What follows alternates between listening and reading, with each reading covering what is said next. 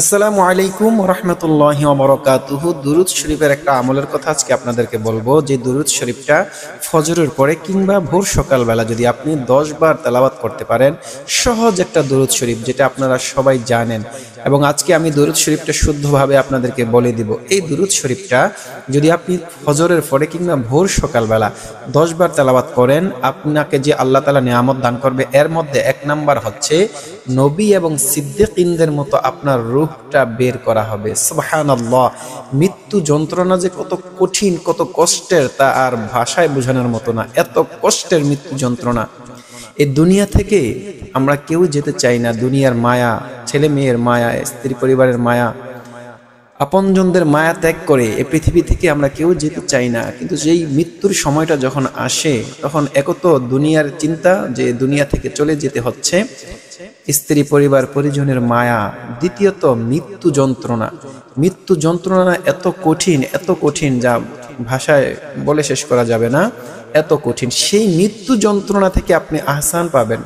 বলা হয়েছে যে এই দুরুদ শরীফ যদি কেউ ভোর সকালবেলা কিংবা ফজরের পরে 10 বার তেলাওয়াত করে, আল্লাহ রাব্বুল আলামিন তাকে তার রূহটা নবী এবং সিদ্দিকিনদের রূহ যেভাবে বের করা হয়েছে সেভাবে আপনার রূহটা বের করা হবে। সুবহানাল্লাহ।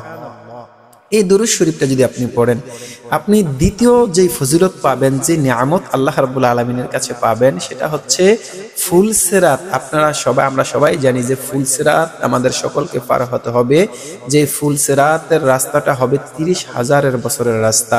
যে ফুল সিরাত হীরার চেয়ে ধার হবে, অনেক কঠিন একটা জায়গা পার হতে হবে সকলকে। এটা মুমিনদের জন্য, মুত্তাকিনদের জন্য সেটা বিজলির মতো পার হয়ে যাবে। আর যারা গুনাহগার, যারা জাহান্নামী, তাদের জন্য সেই ফুল সিরাত পার হওয়া অত্যন্ত কঠিন হয়ে যাবে। বলা হয়েছে কেউ যদি ফজরের পরে এই দুরূদ শরীফটা 10 বার তেলাওয়াত করে, তার ফুল সিরাত পার হওয়াতে আল্লাহ রাব্বুল আলামিন তাকে সাহায্য করবেন। ফুল সিরাত পার হওয়া তার জন্য সহজ হয়ে যাবে। সুবহানাল্লাহ। 3 নম্বর যে নিয়ামত আপনাকে দেওয়া হবে, হাউজে কাউসারের পানি। যেদিন পানির জন্য মানুষ হাহাকার করবে, যে হাউজে কাউসারের পানি একবার যদি কেউ পান করে, তার আর কোনো দিন পানির পিপাসা লাগবে না। সুবহানাল্লাহ। সেই হাউজে কাউসারের পানি পেতে আপনাকে সাহায্য করা হবে। আল্লাহ রাব্বুল আলামিনের পক্ষ থেকে নিয়ামত আপনার জন্য দেওয়া হবে। 3 নম্বর। 4 নম্বর নিয়ামত আপনাকে দেওয়া হবে, ফেরেশতাগণ কাল কিয়ামতের ময়দানে আপনার জন্য সিজদাবনত হয়ে আপনার জন্য ক্ষমা চাইবে, আপনার গুনাহের জন্য ক্ষমা চাইবে, আপনার জন্য আল্লাহ রাব্বুল আলামিনের কাছে জান্নাতের জন্য ক্ষমা চাইবে, জান্নাত চাইবে। সুবহানাল্লাহ। 5 নম্বর যে ফজিলত, 5 নম্বরের যে নিয়ামত আপনি পাবেন, এই দুরূদ শরীফটা যদি ফজরের পরে আপনি 10 বার করতে পারেন, সেটা হচ্ছে আপনার জন্য আল্লাহ রাব্বুল আলামিন চূড়ান্ত ফয়সালায় আপনাকে জান্নাতের মতো নিয়ামত দান করবেন। সুবহানাল্লাহ। জান্নাত যে কত বড় নিয়ামত! এই পুরো পৃথিবী, এরকম পৃথিবী 10 দুনিয়ার সমান একটা জান্নাত আপনাকে আল্লাহ রাব্বুল আলামিন দান করবেন। যে জান্নাত সম্পর্কে সূরাতুদ দাহরের মধ্যে অনেক কথা বলেছেন, অনেকগুলো সূরার মধ্যে জান্নাতের নিয়ামত সম্পর্কে বলেছেন। আমি সেদিকে যাচ্ছি না। তো সে জান্নাত আপনাকে দেওয়া হবে। তো আমরা সবাই চাই যে আমরা জান্নাতে যেতে চাই। আমার ভাইরা, আমরা তো সময় নষ্ট করি মোবাইলে টিকটক দেখে কিংবা ফেসবুকে বিভিন্ন ভিডিও দেখে। আমরা যদি সকালে এই ভিডিওগুলো মনোযোগ সহকারে দেখে এই আমলটা করি, আল্লাহ রাব্বুল আলামিনের কাছে আমরা এই ফজিলতগুলো, নিয়ামতগুলো পাবো। দুনিয়া থেকে চলে যেতে হবে ভাই, দুনিয়াতে থাকার জায়গা না। এই ভিডিওগুলো যে আমি করতেছি ভাই, বর্তমান সময়ে ভাইরাল হওয়ার জন্য প্রত্যেকটা মানুষ চেষ্টায় আছে। আমি ভাইরাল হওয়ার জন্য করতেছি না, আমি ভাইরাল হওয়ার জন্য করছি না। শুধুমাত্র এই লেখাপড়া করছি, যতটুকু শিখছি আমি নগণ্য অধম, আমি যতটুকু পড়াশোনা করছি এগুলো মানুষকে জানানোর চেষ্টা করতেছি। কারণ আমার দ্বারাও তো কোনো না কোনো মানুষের মাঝে দ্বীনের দাওয়াত পৌঁছানো দরকার। চিন্তা করলাম যে মানুষের মাঝে এই আমলগুলোর কথা যদি ছড়াইয়া দিতে পারি, মানুষ যদি আমল করে, এতে করে আমার আমল নামায় সওয়াব হবে। কাল কিয়ামতের ময়দানে হয়তো আমি গুনাহগারকে আল্লাহ রাব্বুল আলামিন এই উসিলায় ক্ষমা করে দিতে পারেন। এই উদ্দেশ্য করে কিন্তু এই ভিডিওগুলো করা। যারা আপনারা চ্যানেল সাবস্ক্রাইব করছেন, আপনাদেরকে অসংখ্য ধন্যবাদ। দোয়া করি আল্লাহ আপনাদেরকে হায়াত দান করুক।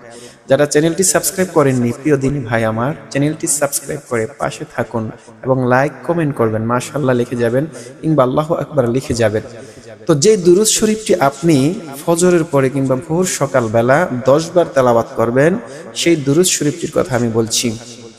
যে দুরূদ শরীফটি আমরা সবাই পারি, সেটা হচ্ছে আপনি পড়বেন আল্লাহুম্মা সাল্লি আলা মুহাম্মাদিন ওয়া আলা আলি মুহাম্মাদ কামা সাল্লাইতা আলা ইব্রাহিম ওয়া আলা আলি ইব্রাহিম ইন্নাকা হামিদুম মাজিদ।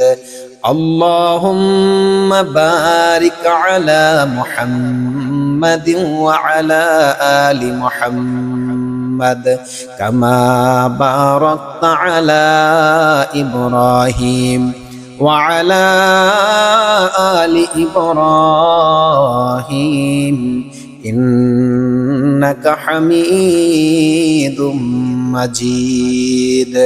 এই দুরূদ শরীফ, এটাকে দুরূদ ইব্রাহিম বলা হয়। আপনারা যারা পারেন তারা তো পারেন, আপনারা শুদ্ধ করে দুরূদ শরীফটা পড়বেন। যারা পারেন না আমার সাথে আরেকবার পড়ুন আল্লাহুম্মা সাল্লি আলা মুহাম্মাদিন ওয়া আলা আলি মুহাম্মাদ কামা সাল্লাইতা আলা ইব্রাহিম ওয়া আলা আলি ইব্রাহিম ইন্নাকা হামিদুম মাজিদ।